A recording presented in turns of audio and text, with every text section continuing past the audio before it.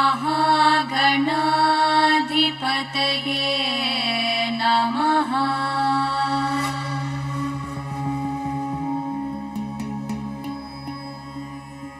विकटोत्कटसुन्दरदन्तिमुखं भुजगेन्द्रसुसर्पगदाभरणं गजनीलगजेन्द्रगणाधिपतिं प्रणतोऽस्मि विनायकहस्तिमुखम्।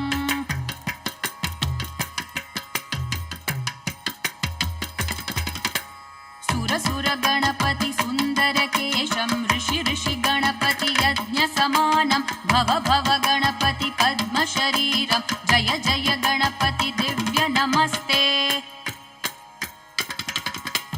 गजमुखवक्त्रं गिरिजापुत्रं गणगुणमित्रं गणपतिमीशप्रियं गणपतिमीशप्रियं गणपतिमीशप्रियं।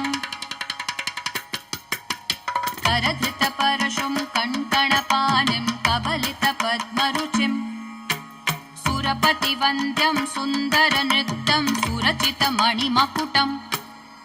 प्रणमत देहं प्रकटिततालं षड्गिरितालमिदं तत्तत् षड्गिरितालमिदं तत्तत् षड्गिरितालमिदम्।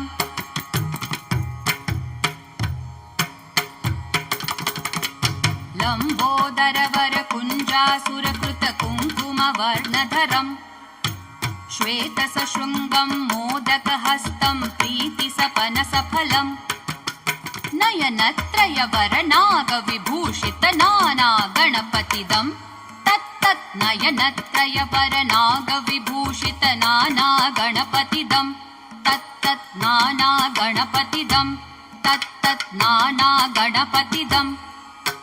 धवलित जलधर धवलित चन्द्रं फणिमणिकिरण विभूषित खड्गं तनु विषहर शूलकपालं हर हर शिव शिव गणपतिमभयं। कटतट विगलित मद जल जलधित गणपति वाद्यमिदं कटतट विगलित मद जल जलधित गणपति वाद्यमिदं तत्तत् गणपति वाद्यमिदं तत्तत् गणपति वाद्यमिदम्। तद्दिं नं तरि कुतरि जण Kuku तद्दि कुकुत kit didn't didn't Gudi गुण कुतद्दि तत्त झं झं तरित त झं झं तरित तकत झं झं तरित त झं झं तरित तरि दण त दण जणु त जणु धिमित किट तरि किटतों तक्किट किट तरि किटतों तक्किट किट तरि किटतों।